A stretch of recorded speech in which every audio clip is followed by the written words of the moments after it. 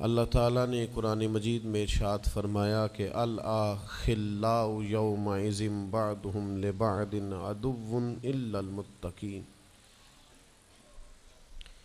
فرمایا بڑے گہرے دوست بھی قیامت والے دن دشمن بن جائیں گے سوائے ان کے جو پرہیزگار ہوں گے۔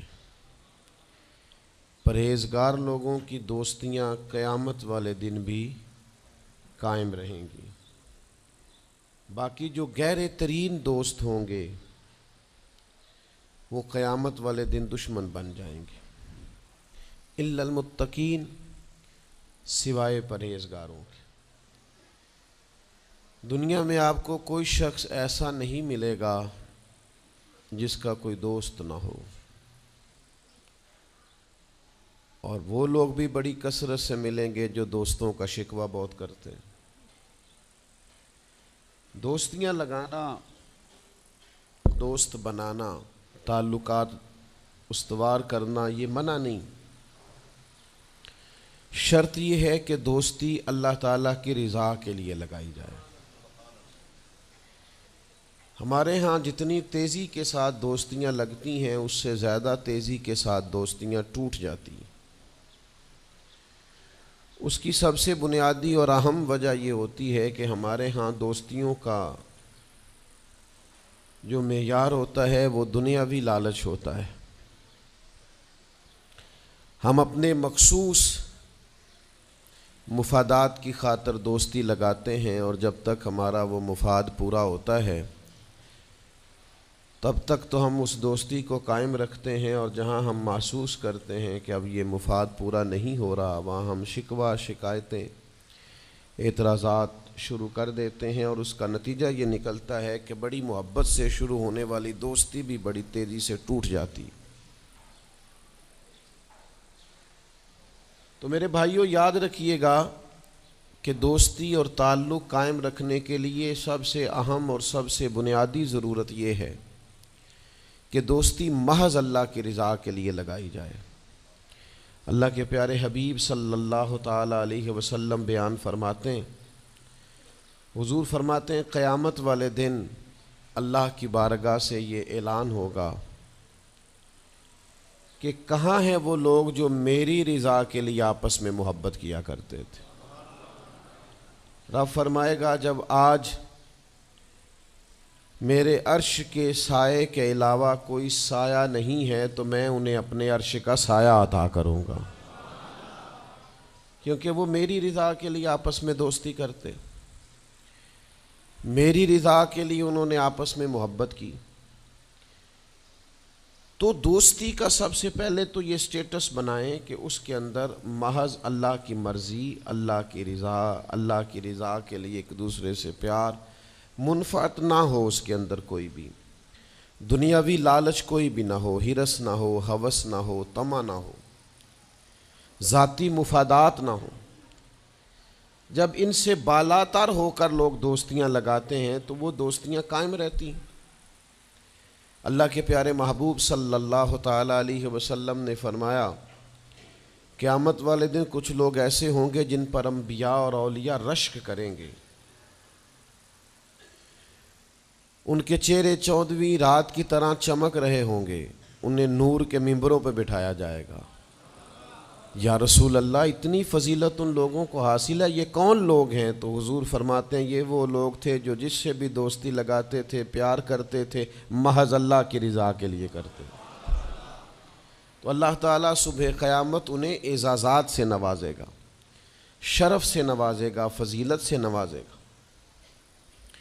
دوسری بات یہ ہے کہ دوستی کب قائم رہتی ہے؟ دوستی تب قائم رہتی ہے جب ہم دوستوں سے زیادہ امیدیں نہ لگائیں، انسانوں کو انسان ہی سمجھیں، ان سے بہت لمبی اور وسیع امیدیں لگا لینا اور بڑے وسیع مطالبات کرنا اور بڑی لمبی چوڑے تقاضے دوستوں سے کرنا۔ میں اکثر دوستوں کی خدمت میں یہ گزارش کیا کرتا ہوں کہ اپنے دوستوں سے کوئی مطالبہ کر کے انہیں آزمائش میں نہ ڈالو۔ تم نے اپنے ہی دوست کو لا کر پل صراط پہ کھڑا کر دیا ہے، بیچارہ اس طرف جائے کہ اس طرف جائے۔ ان سے کوئی ایسا مطالبہ کرنا جو ان کی پہنچ سے باہر ہو، ان کی حیثیت سے بڑھ کر ہو، ان کی طاقت سے زیادہ ہو تو اس کا مطلب یہ ہے کہ آپ نے اپنی دوستی کو خود آزمائش میں ڈال دیا ہے۔ آپ اتنے لمبے چوڑے تقاضے نہ کریں، آپ محدود سا لوگوں کے ساتھ تعلق بنائیں۔ وہ جی میں اس کے اتنا کام آیا ہوں تو اب اس کو اس سے ڈبل آنا چاہیے، تو آپ نے دوستی کی نہیں، آپ نے تو تجارت کی۔ اگر آپ کی محبت ہوتی تو پھر تو آپ کا انداز اور ہوتا، جب تیرا حکم ملا ترک محبت کر دی، دل مگر اس قدر تڑپا کہ قیامت کر دی۔ تو یاد رکھیے گا کہ آپ حکم جب آ گیا، جب آپ محسوس کریں تو اس وقت پھر آپ اس چیز کو سمجھ جائیں۔ تو دوستیوں کو کبھی بھی آپ کٹہرے میں کھڑا نہ کریں، تعلقات کو کبھی بھی آزمائش کی بھیٹ نہ چڑھائیں، اس طرح کا ماحول نہ بنائیں جس میں آزمائش پیدا ہو، جس میں تکلیف بڑھ جائے، جس میں کرب کا احساس سامنے والے کو ستائے۔ کوشش کریں گنجائش رہے ماحول کے اندر، آسانی رہے، وسعت رہے۔ تیسری بات یہ ہے کہ اگر آپ محسوس کرتے ہیں کہ دوستی کو چلانا ہے تو پھر صرف اسی چیز کو نہ یاد رکھیں جو چیز آپ کو آج میسر آ رہی ہے اور آج آپ کو انکار ہو رہا ہے۔ اس سے پہلے جو دوستوں نے بڑی وفائیں کی ہیں وہ بھی تو یاد رکھے نا۔ ہمارا یہ ماحول ہوتا ہے کسی بندے نے 99 دفعہ نیکی کی ہے، ایک دفعہ انکار کیا، تو ہمیں ایک دفعہ کا انکار تو یاد رہتا ہے لیکن 99 نیکیاں یاد نہیں رہتی۔ یہ بہت بڑی زیادتی ہے۔ آپ کو اگر اتنی لمبی چوڑی اس کی نیکیاں فراموش کرنے میں 1 منٹ نہیں لگا تو پھر آپ نے دوستی کس مقصد کے لیے لگائی تھی؟ آپ اس کو سمجھیں، اس کو آپ محسوس کریں۔ تو میں نے یہ دیکھا ہے زندگی میں کہ لوگ چاہتے ہیں کہ روز ان کا مطالبہ پورا کیا جائے، روز ان کا مطالبہ پورا۔ ہمارے ایک دوست تھے، بزرگ تھے، تو وہ سلسلہ طریقت کو چلاتے تھے، خانقاہ نظام کو، نظم کو لے کے چلنا مشکل ہوتا ہے۔ تو ان کے ایک مرید نے شکوہ کیا، اس نے کہا کہ حضرت پہلے آپ بڑا وقت دیتے تھے، اب آپ ٹائم نہیں دیتے۔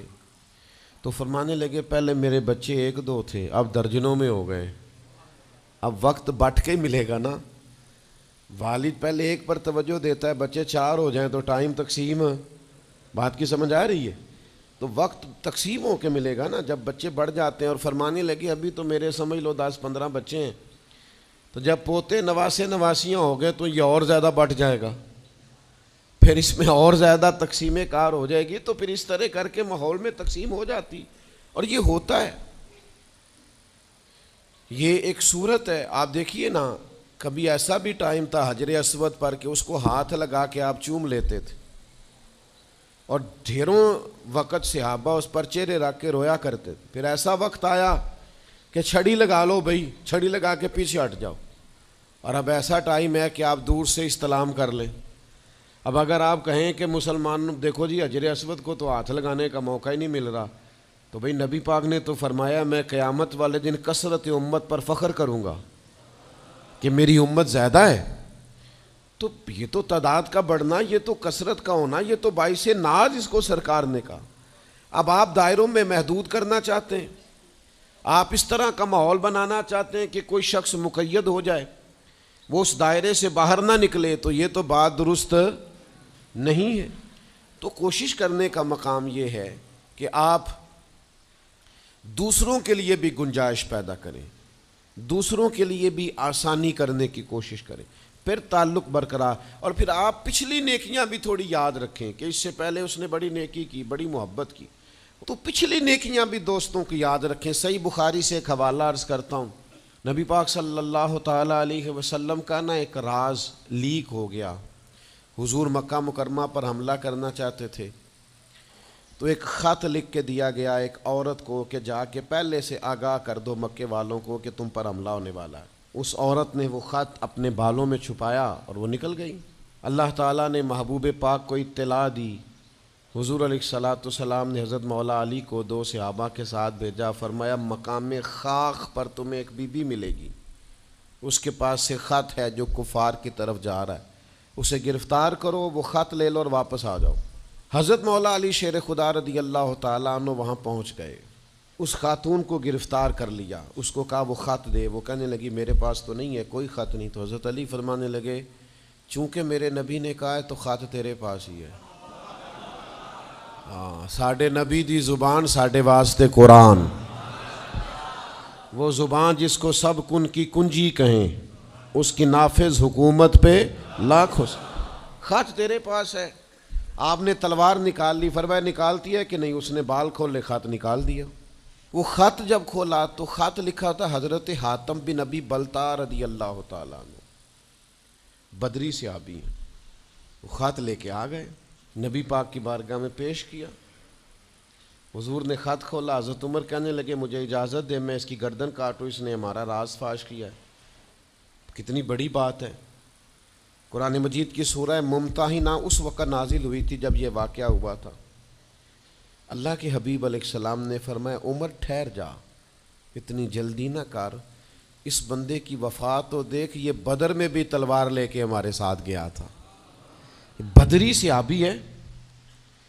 اس کی وہ بات یاد رکھ کہ بدر کے مقام پر جب کہ بڑا مشکل تھا کافروں کے سامنے کھڑا ہونا، ان کی 1000 تعداد تھی اور مسلمان بڑی عددی طور پر اس کثرت کا شکار نہیں تھے، صرف 313 تھے۔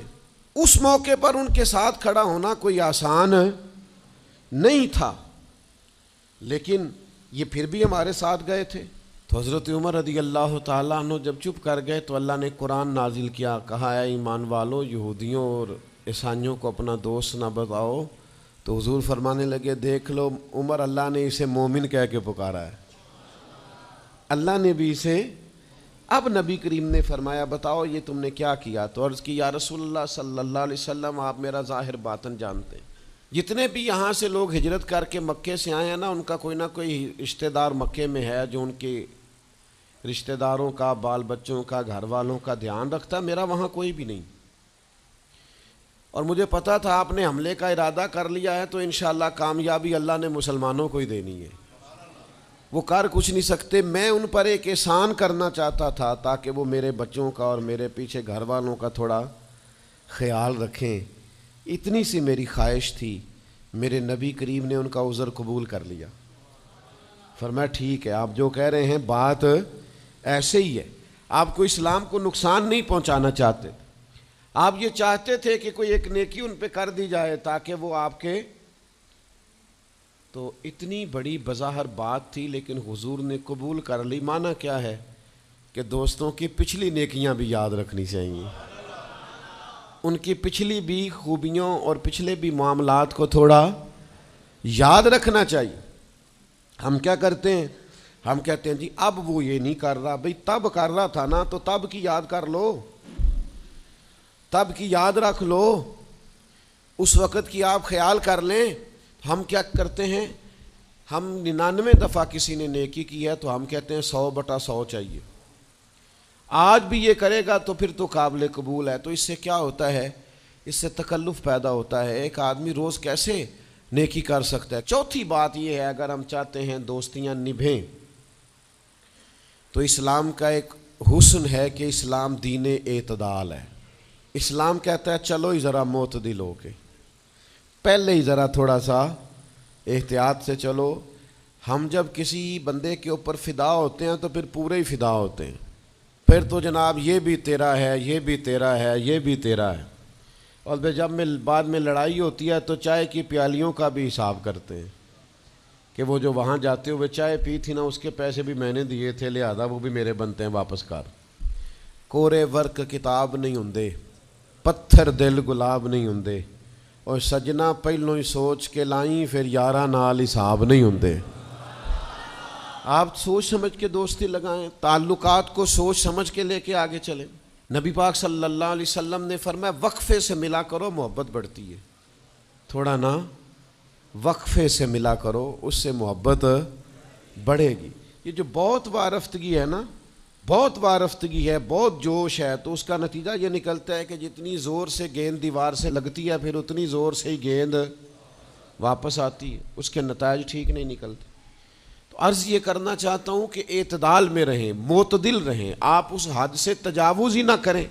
میرے پاس یہاں ایک دوست آئے تو مجھے کہنے لگے جی میرا دوست بڑا اچھا تھا، بڑا نائس تھا، بڑا بہترین تھا، بڑا پیارا تھا، میرے ایک دوسرے دوست نے اسے خراب کر دیا۔ تو میں نے کہا وہ دوسرا دوست میں سمجھا نہیں. کہنے لگے یہ میرا پرانا دوست تھا جس نے اسے خراب کیا, اور جسے کیا وہ نیا تھا 2-4 سال. اس کی میں نے دوستی لگائی تھی, اب وہ دونوں ڈائریکٹ ہو گئے اور مجھے انہوں نے بیچ میں سے نکال دیا ہے. تو میں نے کہا یہ تو اکثر ہوتا ہے, پہلی دفعہ تو نہیں ہوا, اس طرح تو ڈھیر دفعہ ہوتا ہے. کہنے لگے میں کروں کیا, میں نے بڑا شور کیا ہے, ان کو اپنے احسان بھی یاد کرائیں پر وہ مانتے نہیں. میں نے کہا اب حل ہے نا, تھوڑا چپ کر جا کچھ عرصے کے لیے, تھوڑی خاموشی اختیار کر. جو چپ کر جاتا ہے وہ بھی بچ جاتا ہے. اگر تم چاہتے ہو کہ یہ دوستی پھر سے بحال ہو جائے تو زیادہ شکوے نہ کرو, زیادہ شکایتیں. ہم بعض اوقات اعتراضات اتنے کر بیٹھتے ہیں, شکوے اتنے کر بیٹھتے ہیں, اپنی زبان سے باتیں اتنی نکال بیٹھتے ہیں کہ دوبارہ پھر دوستی کا بحال ہونا ممکن ہے. ایک حدیث یاد رکھیں گے اگر سناؤں آپ کو تو. نبی پاک صلی اللہ تعالیٰ علیہ وسلم نے فرمایا کسی سے دشمنی بھی کرو تو اعتدال سے کرو, ہو سکتا ہے کل کو وہ تمہارا دوست بن جائے. اور فرمایا کسی سے دوستی بھی کرو تو اعتدال سے کرو, ہو سکتا ہے کل یہ دشمن بن جائے. دوستی اور دشمنی میں یہ جامع ترمذی میں حدیث, اعتدال کا رستہ نہ چھوڑو, معتدل رہو.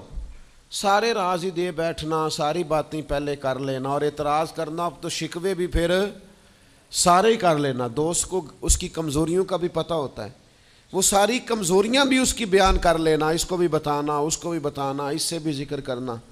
تو یہ انداز درست نہیں ہے. آپ معتدل انداز میں دوستی لگائیں, اعتدال کے ساتھ چلیں, شکوے زیادہ نہ کریں, اعتراض زیادہ نہ کریں. وہ بے وفا ہی صحیح پھر بھی یار اپنا, چلو اس میں کمی ہے, وہ اس میں بے وفائی ہے, پر سجن تو اپنا ہے نا. تو دوستی ہماری ہے اس کے ساتھ, اس کی کمزوریوں کو چھپائیں. آپ اس معاملے پر تھوڑا سا اپنے ظرف کو کشادہ کریں, آپ تھوڑی وسعت پیدا کریں. ہم سمجھتے نہیں چیزوں کو, ہم غور نہیں کرتے,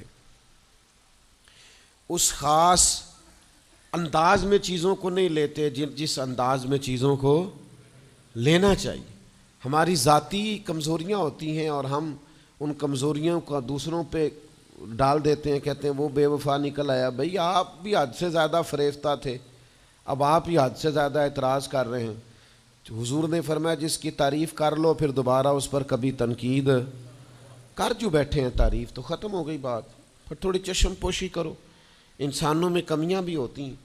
تو دوستی کو صحیح طور پر آگے لے جانے کے لیے چھٹا سبق یہ ہے کہ تھوڑی سی نا عادت عیب پوشی کی بھی بنائیں.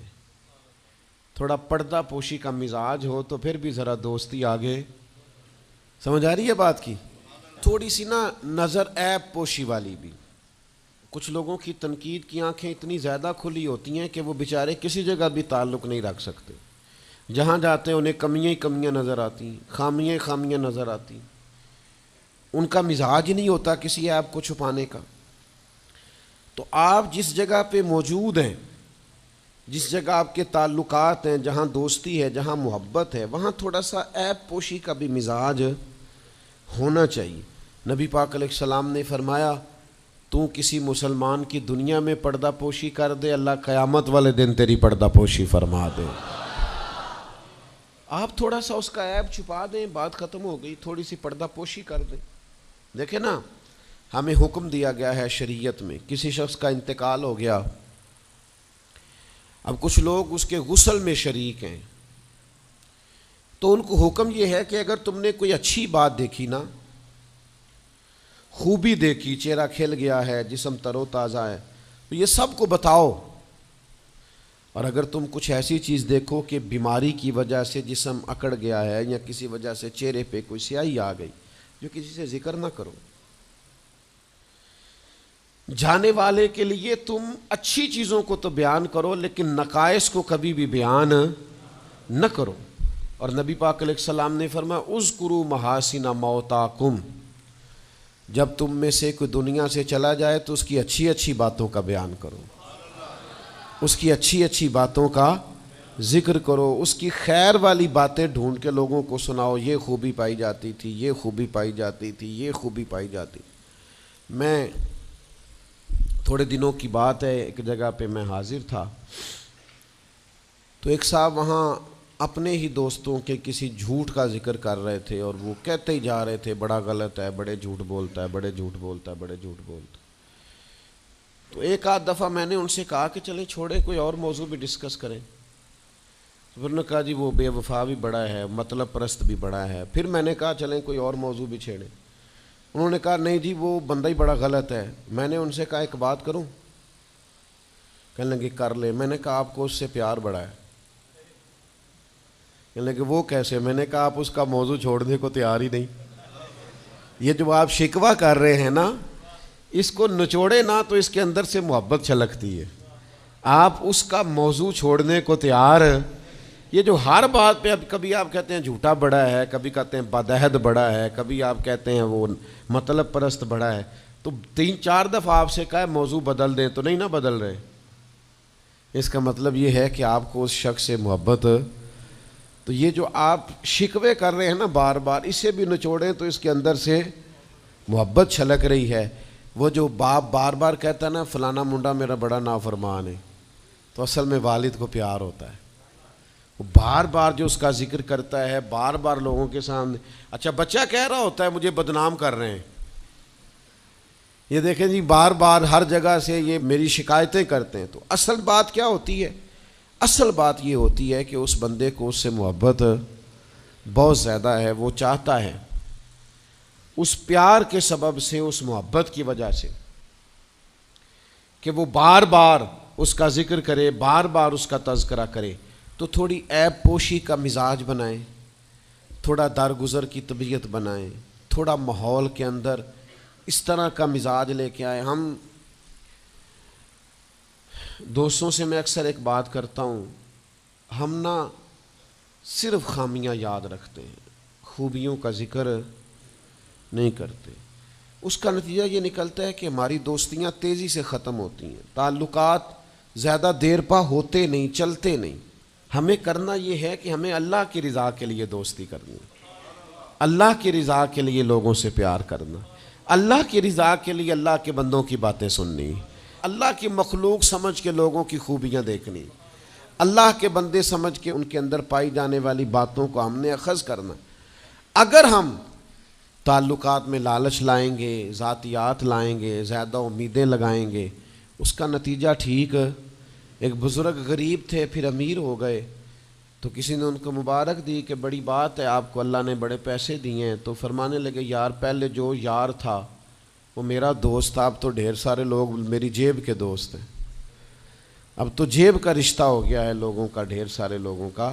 تو دوستیوں میں اخلاص لائیں، خلوص لائیں، ساری زندگی یہ طے کریں کہ میں نے دوست کے کام آنا ہے، پر میں نے دوست کو کام کہنا نہیں، میں نے اس کی خدمت کرنی ہے لیکن کبھی اسے اپنی خدمت کے لیے مجبور، جس حد تک ہو سکے اس کی مدد کرنی ہے لیکن کبھی اسے اس تکلیف میں ڈالنا، یہ مزاج پیدا کریں۔ آپ کو اس دوستی میں روحانیت محسوس ہوگی، اس تعلق کے اندر آپ کو ٹھنڈک محسوس ہوگی، لیکن جب شائبہ ایک نقطے کا بھی ذاتی لالچ کا آ جائے گا نا، پھر اس میں ٹھنڈک نہیں رہے گی، اس میں وہ خوبی نہیں رہے گی جو کہ ہونی چاہیے۔ اللہ تعالی ہمیں سمجھنے کی توفیق دے۔